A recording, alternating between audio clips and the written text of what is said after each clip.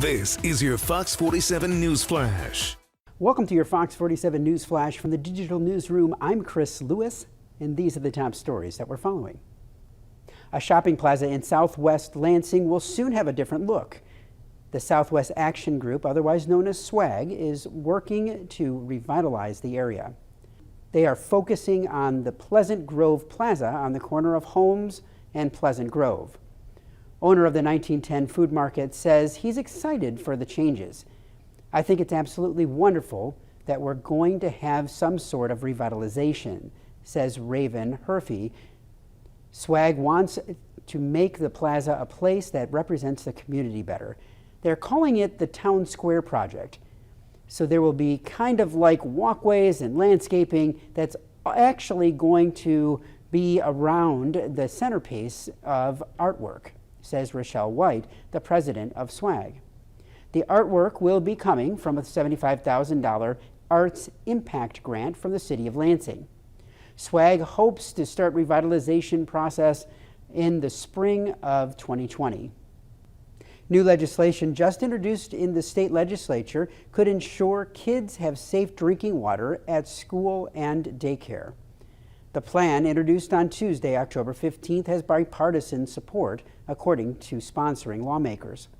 The legislation would require all Michigan schools and daycare centers to have provided filtered water at fountains or filling stations.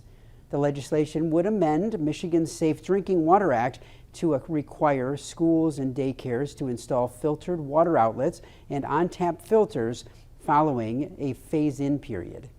The Department of Environmental, Great Lakes, and Energy would be required to help schools and daycares with drinking water safety plans.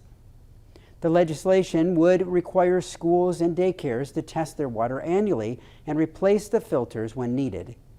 The Senate bills have been referred to the Committee on Environmental Quality, and the House bills have been referred to the Committee on Natural Resources and Outdoor Recreation. A follow-up to a story Fox 47 first broke on Monday night regarding the end of Ignite Soccer. Lansing's soccer team is folding after its first season in the United Soccer League. This comes despite the team finishing near the top of the league, both in standings and ticket sales. They say that hindsight is always 20/20, and that couldn't be more true here in this situation. Both Ignite fans and members from the Lansing's City Council are saying something different could have been done.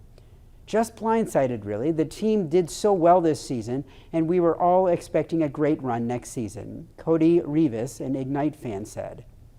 But a second-place finish is not enough to draw the city to Cooley Law School Stadium, and not enough to keep their light shining. Just like any new venture, the money was the deciding factor.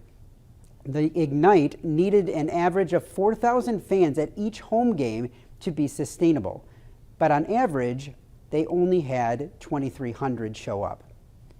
If teams in the biggest soccer leagues in the country can barely get 4,000 fans, it seems like a stretch to expect the Ignite to be able to do the same. The changing of the fields is another large factor, that it cost over $12,000 each time the field was switched. For fans, the folding of the team leaves a bad taste, not just for the Ignite soccer team, but also the sport in this market. Coming off a trip to the Final Four last season, the Michigan State men's basketball team held their annual media day on Tuesday. Many schools would be happy with just a run to the Final Four, but at Michigan State University, their loss to Texas Tech last season has left a bitter taste in their mouth. The Spartans want to come back and get the ultimate goal, a second national title for Tom Izzo. Yeah, definitely, coming so close and coming up short when it's a couple things that we can probably fix, a couple of adjustments we could make to get that done.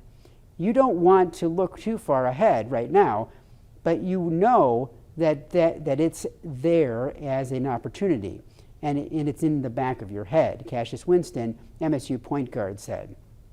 It's all about us taking that next step. I know that for us as a team, we really want to get Coach another national championship ring. You know, Coach has everything on his resume, but we really want him to get that second ring. Thomas Kithier, MSU forward, said. We know what it's like to be there. We know what it's like to lose there. We know what we need to do to work for, and what we did last year worked, and we're going to keep building on that, Kyle Ahrens, MSU forward, said. The team has a chance to become the first team in program history to be ranked #1 in the preseason poll. The Spartans open up play with an exhibition game on October 29th against Albion. Learn more about all of these and all Mid-Michigan's breaking news on Fox47News.com.